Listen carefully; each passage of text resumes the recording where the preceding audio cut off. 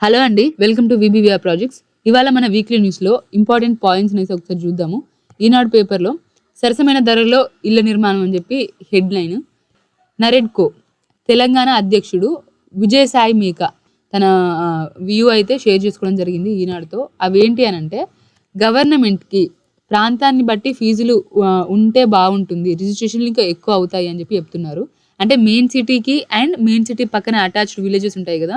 So వాటికి వీటికి registration charges అవన్నీ కూడా కొంచెం తేడా అనేది ఉంటే బాగుంటుంది. అప్పుడు ఇంకో కొంతమంది బిల్డర్స్ ఎక్కువ మంది ముందుకొస్తారు. సిటీ పైన ఒత్తిడి తగ్గుతుంది అని చెప్తున్నారు. తర్వాత ఏడాదిన్నర రాయితీ ఇస్తే చాలు అంటున్నారు. అంటే ఒక 1 ఇయర్ అండ్ 1.5 ఇయర్ వరకు కూడా రిజిస్ట్రేషన్ ఛార్జెస్ ఒక 2% తగ్గిస్తే చాలా బాగుంటుంది.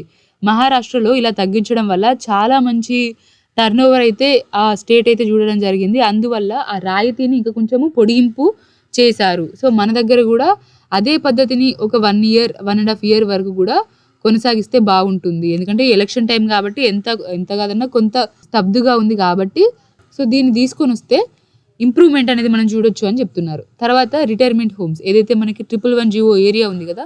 అక్కడ నియమాల ప్రకారం ఎన్విరాన్మెంట్‌కి గానీ, రైతులకు గానీ ఎలాంటి ఇబ్బందులు కలగకుండా ఈ వృద్ధులకు అవసరమైన సిటిజన్ హోమ్స్ క్రియేట్ చేయడానికి వీళ్ళకు పర్మిషన్స్ కల్పిస్తే బావుంటుంది అని చెప్పి చెప్తున్నారు.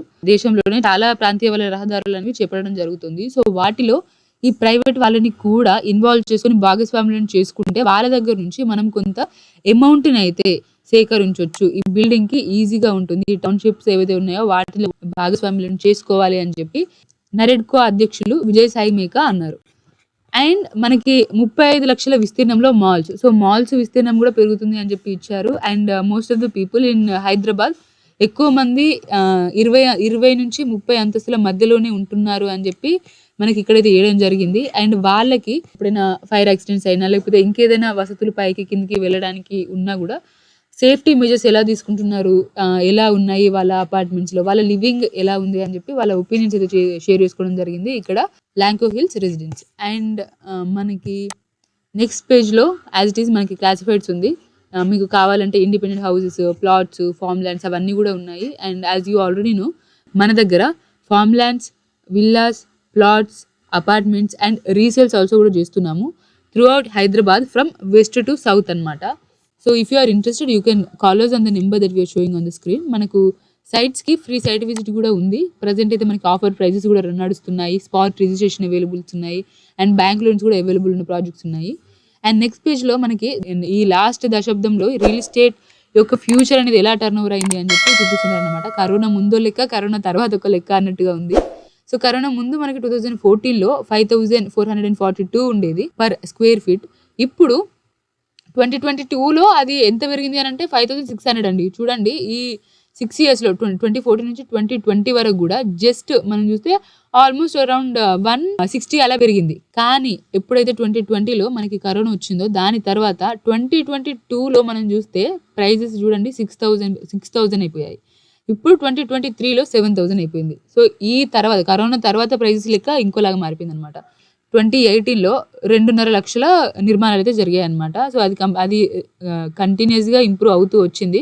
2020 కోవిడ్ టైంలో అది కొంత పడిపోవడం అయితే జరిగింది. తర్వాత 2022లో 4.35 ఉంది. అంటే లాక్స్ అన్నమాట. 2024లో అంచనా ఏంటంటే 5,30,000 వరకు కూడా రీచ్ అయ్యే ఛాన్సెస్ ఉన్నాయి. ఏవైతే హౌసింగ్ యూనిట్స్ అని చెప్పి చెప్తున్నారు.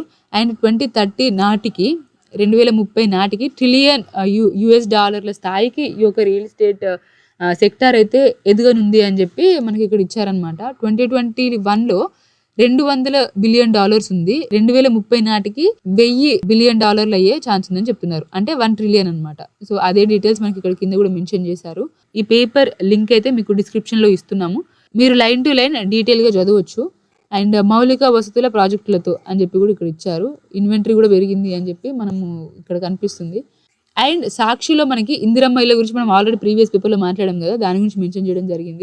సో దానికి ఇప్పటికి 66 లక్షల దరఖాస్తులు అయితే వచ్చాయంట. స్క్రూటినీ అయితే ఇంకా స్టార్ట్ అవ్వలేదు. అంటే ఎవరు ఎలిజిబుల్ ఏంటి అని చెప్పి ఇంకా వెరిఫికేషన్ అయితే ఏమీ స్టార్ట్ అవ్వలేదు అనమాట. ఈ ప్రెజెంట్ ఎన్నికలు కూడా ముగిసిన తర్వాత ఇంకో 6-7 మంత్స్ పట్టొచ్చు. ఏది అంటే ఎవరు ఎలిజిబుల్ ఏంటి అని చెప్పి నిర్ణయించడానికి అని చెప్పి మనకి ఇక్కడైతే కనిపిస్తుంది. సో ఇదండి ఇవాల్టి న్యూస్.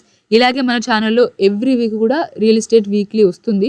మిస్ అవ్వద్దు అని అంటే మన ఛానల్ని సబ్స్క్రైబ్ చేసి పెట్టుకోండి. అండ్ సబ్స్క్రైబ్ బటన్ పక్కన బెల్ ఐకాన్ కూడా క్లిక్ చేసి పెట్టుకోండి so that you don't miss any of our videos.